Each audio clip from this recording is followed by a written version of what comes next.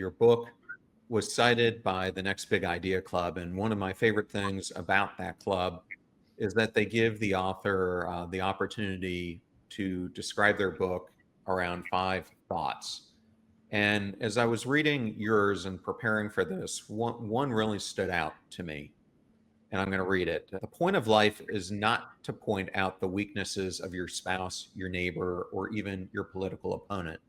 The point of life is to point out and overcome the weaknesses in ourselves. And this takes me back to the comment I made that I think we're facing a crisis of disconnection, and the person we're most disconnected with is ourselves. And if we don't have an innate, if we're not sitting with ourselves, if we're not digesting the weaknesses that we have and how we're loving others, how we're in relationships with others, how we're serving the world, if we don't see those weaknesses, then we can't overcome them. I don't know if you have any parting words based on that last point. I think you're right. I mean, this is I think the great teaching from Jesus, which is to, before you look for the mote in your neighbor's eye, to remove the beam in your own eye. And again, a lot of people don't understand what those words mean. A mote is basically a splinter.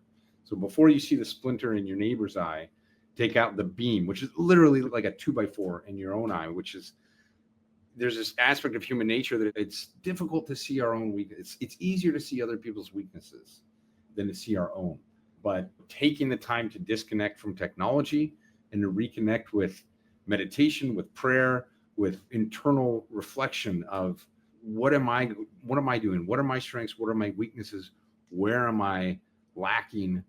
I think would do a world of good for society if we could help people to internally reflect more on their own purpose, what they're trying to do, and the character that they're trying to develop, that we are trying to develop.